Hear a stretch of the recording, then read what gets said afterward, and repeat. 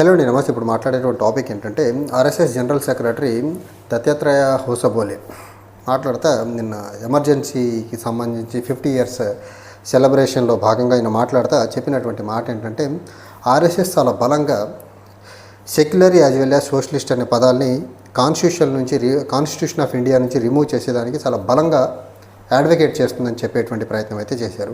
So వీళ్ళు ఈ RSS వాళ్ళు not just they are against this two phrases of కాన్స్టిట్యూషన్లో ఉన్నటువంటి 2 phrases ఏవైతే ఉన్నాయో అది కూడా 1975లో ఇంట్రడ్యూస్ చేసినటువంటి సోషలిస్ట్ అండ్ సెక్యులర్ అనే పదాలే కాకుండా 1950s కాన్స్టిట్యూషన్ అడాప్ట్ చేసిన తర్వాత ఆ కాన్స్టిట్యూషన్ అడాప్షన్ దగ్గర నుంచి వీళ్ళు రాజ్యాంగ వ్యతిరేకులు. రాజ్యాంగం అంబేద్కర్ గారు ఆధ్వర్యంలో డ్రాఫ్టింగ్ కమిటీ డ్రాఫ్ట్ చేసి దాన్ని కాన్స్టిట్యూంట్ అసెంబ్లీకి సమర్పించిన తర్వాత అక్కడి నుంచి భారతదేశంలో అందరికీ ఈక్వల్ ఫండమెంటల్ రైట్స్ ఉండేటువంటి, అందరికీ ఈక్వల్ ఓటింగ్ రైట్స్ ఉండేటువంటి అండ్ అందరికీ ఎన్నికల్లో పార్టిసిపేట్ చేసేటువంటి ఒక ఈక్వాలిటీతో కూడుకున్నటువంటి రాజ్యాంగం ఉంటే ఆర్ఎస్ఎస్కి ఫ్రమ్ డే 1 ఇది ఇష్టం లేదు. అందుకని వాళ్ళు రాజ్యాంగ వ్యతిరేకంగా వాళ్ళు చేయాల్సినటువంటి ప్రతి పని దొడ్డిదారులు చేసుకుంటూ వచ్చే ప్రయత్నం ఫ్రమ్ 1950s నుంచి చేస్తున్నారు. ఇప్పుడు బీజేపీని అడ్డం పెట్టుకుని రాజ్యాంగ వ్యతిరేకమైనటువంటి ప్రక్రియని చాలా సక్సెస్ఫుల్గా ముందుకు తీసుకెళ్లే ప్రయత్నం చేస్తున్నారు. దానికి అపోజిషన్ పార్టీ నుంచి ప్రొటెస్ట్ వస్తుంది. కొంత కోర్టుల్లోకి వెళ్ళినప్పుడు వీళ్ళు తీసుకున్నటువంటి చర్యల్ని కోర్టులు కొంత స్ట్రక్ డౌన్ చేసేటువంటి ప్రయత్నం చేస్తూ ఉంటాయి. అండ్ వీళ్ళు రాజ్యాంగ వ్యతిరేక ధోరణి రోజుకు పెరగడం వల్ల మరి ముఖ్యంగా రీసెంట్గా ప్రస్తుతం చీఫ్ జస్టిస్ ఆఫ్ ఇండియాగా ఉన్నటువంటి బిఆర్ గవాయ్ గారు ఆయనకు టైం దొరికినప్పుడల్లా ఒక మాట చెప్పాల్సి వస్తుంది.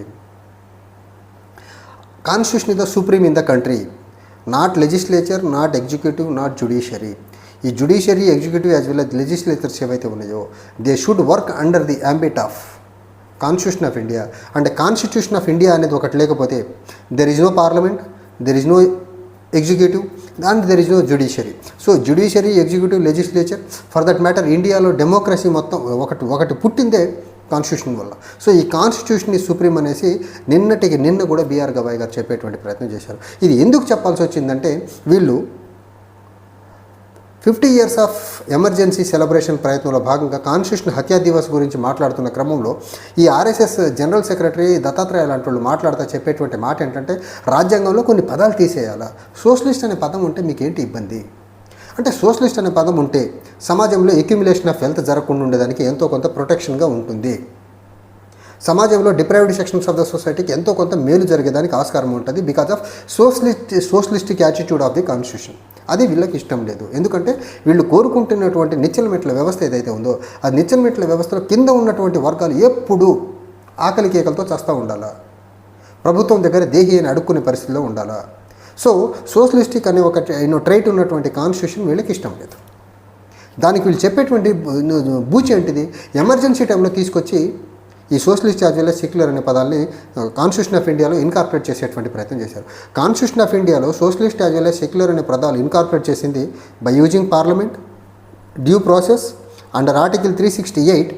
కాన్స్టిట్యూషన్ని ప్రాపర్గా అమెండ్ చేసి తీసుకొచ్చారు తప్ప ఈ ఆర్డినెన్స్ ద్వారానో లేకపోతే ఆర్టికల్ 360ని బైపాస్ చేసి ఇంకోలాను తీసుకొచ్చింది కాదు కదా. అండ్ ఈ ఆర్టికల్ 368 ద్వారా కాన్స్టిట్యూషన్ ఇన్కార్పొరేట్ చేసినటువంటి secular as well as socialist అనే పదాలను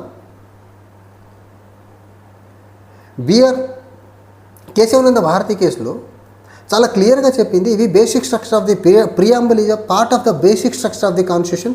ఈ ప్రియాంబుల్ ఎట్టి పరిస్థితుల్లో మీరు అమెండ్ చేసి దాన్ని కుదరదని చెప్పినప్పటికీ వీళ్ళు టైం అండ్ అగే ఈ socialist as well as secular అనే పదాలని దేశంలో రాజ్యాంగంలో లేకుండా చేయాలనే కుట్ర ఏదైతే ఉందో ఇది కంప్లీట్గా బీజేపీ యొక్క మతాల మధ్య సామరస్యత ఉండకూడదు. అంటే సెక్యులర్ అనే భావం దేశంలో ఉండకూడదు. దేశంలో ఈక్వాలిటీని పెంపొందించాలా, కాన్సన్ట్రేషన్ ఆఫ్ వెల్త్ ఉండకూడదు అంటే సోషలిస్ట్ అనే పదం వీళ్ళకి అడ్డుగా మారిపోయింది. సో బీజేపీ ఆర్ఎస్ఎస్ యొక్క విధానం ఒకటి చాలా క్లియర్. దేశంలో అన్ని మతాల మధ్య సామరస్యత ఉంటే కుదరదు వీళ్లకు. కాబట్టి వీళ్ళు సెక్యులర్ అనే పదానికి ఆపోజిట్. అండ్ దేశంలో కాన్సన్ట్రేషన్ ఆఫ్ వెల్త్ ఉండాలి. ఆ ఉండాలి అంటే సోషలిస్ట్ అనే పదం మాత్రం కాన్స్టిట్యూషన్లో వీళ్ళకి అడ్డొస్తూ ఉంటుంది. వీళ్ళ భావజాలానికి వ్యతిరేకంగా ఉండేటువంటి ప్రతి పదాన్ని కాన్స్టిట్యూషన్లో తీసేయాలంటారు. వీళ్ళు కాన్స్టిట్యూషన్లో ఉన్నటువంటి కొద్ది పదాలని తీసేదానికి కాదు వీళ్ళ ప్లాన్ యాక్చువల్గా 400 సీట్లు కానీ మొన్న జనరల్ ఎలక్షన్లో వచ్చి ఉంటే వీళ్లకు రాజ్యాంగాన్ని సమూలంగా మార్చేసేసి మనువాదంలో ఉన్నటువంటి ట్రేడ్స్ అన్నింటినీ తీసుకొచ్చి రాజ్యాంగంలో పెట్టేసేసి ఇదే భారతదేశం రాజ్యాంగాన్ని, కొత్త రాజ్యాంగాన్ని దేశానికి పరిచయం చేసి కుట్ర చేసి ఉండరు వీళ్ళు. కాకపోతే దేశ ప్రజలు కొంచెం మేలుకొని సేవ్ కాన్స్టిట్యూషన్ యాత్ర ఏదైతే కాంగ్రెస్ పార్టీ చేసిందో, కాన్స్టిట్యూషన్ బచావ్ అనే యాత్ర ఏదైతే అపోజిషన్ పార్టీలు చేశాయో, దానివల్ల ప్రజల్లో కొంచెం అవేర్నెస్ రావడం వల్ల వీళ్ళకి 400 సీట్లు కాస్త, వీళ్ళు యాంటిసిపేట్ చేసినటువంటి 400 సీట్లు కాస్త వచ్చి 240 దగ్గర పడి ఈరోజు మైనారిటీ ప్రభుత్వం నడుపుతున్నారు. కాబట్టి కొంచెం భూమి మీద తగ్గున్నారు. లేకపోతే ఈ బీజేపీ వాళ్ళు, ఈ ఆర్ఎస్ఎస్ వాళ్ళు మనం ఆపలేకపోదు. ఎందుకంటే మూడోసారి ప్రభుత్వం ఏర్పడి, అది కూడా వాళ్ళ కాళ్ళ మీద నిలబడేటువంటి ప్రభుత్వం వాళ్ళ దగ్గర ఉండి ఉంటే ఈరోజు భారతదేశం పరిస్థితి అధ్వానంగా ఉండేది.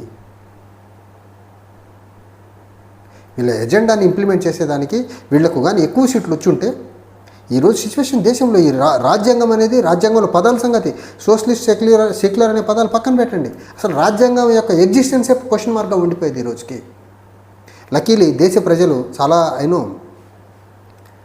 యాప్ట్గా డెసిషన్ తీసుకొని బీజేపీని ఎక్కడ కూర్చోబెట్టాలో అక్కడ కూర్చోబెట్టే ప్రయత్నం దేశ ప్రజలు చేశారు. కాబట్టి ఈరోజు భారతదేశంలో రాజ్యాంగం బతికుంది, భారతదేశంలో ప్రజాస్వామ్యం బతికుంది, భారతదేశంలో ఫండమెంటల్ రైట్స్ అనేవి బతికున్నాయి. అదర్వైజ్ వీళ్ళకి 400 సీట్లు వచ్చి ఉంటే రాజ్యాంగం మీద దాడి చేసేవాళ్ళు. వీళ్ళు 2014లో బీజేపీ ప్రభుత్వం ఏర్పడిన వెంటనే వీళ్ళు తీసుకొచ్చినటువంటి మొట్టమొదటి రాజ్యాంగ సవరణ నేషనల్ జ్యుడిషియల్ అకౌంటబిలిటీ బిల్. ఆ నేషనల్ జ్యుడిషియల్ అకౌంటబిలిటీ ఈ bill national judicial accountability act అయిన తర్వాత దాన్ని సుప్రీంకోర్టులో కాన్స్టిట్యూషన్ బెంచ్ కొట్టేయడం వల్ల ఈరోజు భారతదేశంలో న్యాయ వ్యవస్థ బతికుంది. భారతదేశంలో న్యాయ వ్యవస్థను వీళ్ళు ఆ రోజు ఎన్జాక్ ద్వారా సప్రెస్ చేయగలిగి ఉంటే దాన్ని సుప్రీంకోర్టు కానీ కాన్స్టిట్యూషనల్ బెంచ్ ద్వారా అప్హెల్డ్ చేసి ఉంటే ఎన్జాక్ని ఈరోజు భారతదేశంలో న్యాయ వ్యవస్థ యొక్క ఇండిపెండెన్సీ ఉండేది కాదు. జడ్జిలందరూ గవర్నమెంట్ ఆఫ్ ఇండియా, మరి ముఖ్యంగా సెంటర్లో ఏ పార్టీ పవర్లో ఉంటే ఆ పార్టీ యొక్క అఫిలియేటెడ్ పర్సన్స్ని రిక్రూట్ చేసి దేహి అనేసి న్యాయమూర్తులే కేంద్ర ప్రభుత్వం దగ్గర అడుక్కునే పరిస్థితి వచ్చేది.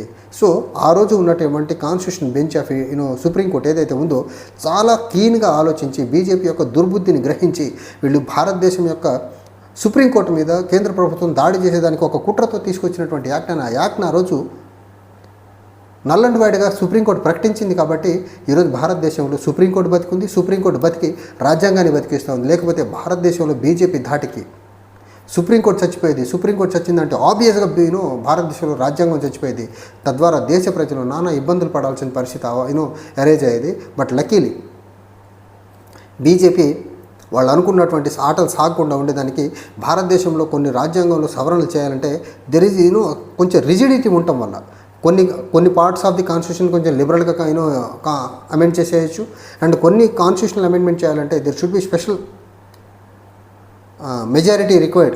కాబట్టి ఆ స్పెషల్ మెజారిటీ కోసం బీజేపీకి రాజ్యసభలో మోస్ట్ ఆఫ్ ద టైం బీజేపీకి స్పెషల్ మెజారిటీ కావాల్సిన నంబర్ లేదు. కాబట్టి బీజేపీ ఆటలు సాగట్లేదు. లేకపోతే ఈపాటికి బీజేపీ రాజ్యాంగంలో ఉన్నటువంటి ఈ లిబరల్ ఐడియాస్ ఏవైతే ఉన్నాయో, లిబరల్ ఐడియాస్ మొత్తాన్ని తీసేసేసి బీజేపీ అనుకున్నటువంటి కన్జర్వేటివ్ ఐడియాస్ పెట్టేసి భారత సమాజాన్ని ఒక నెగిటివ్ డిస్కంఫర్ట్ జోన్లో ఎప్పుడూ నెట్టేసేది.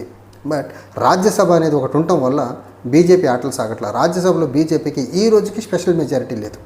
ఆ స్పెషల్ మెజారిటీ లేకపోవడం వల్ల రాజ్యాంగంలో వీళ్ళు తీసేయాలనుకున్నటువంటి ప్రొవిజన్స్ లైక్ సెక్యులర్, సోషలిస్ట్ ఇలాంటి పదాలు కొన్ని తీసేయాలనుకుంటున్నారు. అండ్ ఫండమెంటల్ రైట్స్ని కొంచెం ఇంకా స్ట్రిక్ట్ చేయాలనుకుంటున్నారు. అంత లిబరల్గా, అంత ఫ్రీగా ఫండమెంటల్ రైట్స్ దేశ ప్రజల చేతిలో ఉండటం కూడా బీజేపీకి ఇష్టం లేదు.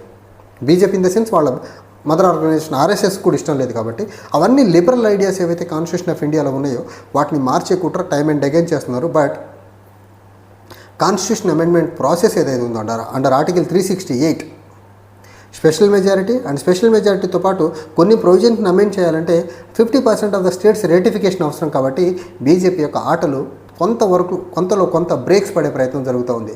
అదర్వైజ్ బీజేపీ కానీ 400 సీట్లు లేకపోతే వాళ్ళు అనుకున్నటువంటి ఆ magic special majority in both the houses వచ్చిన రోజు భారతదేశంలో రాజ్యాంగం అనేది ఉండదు. Thank you.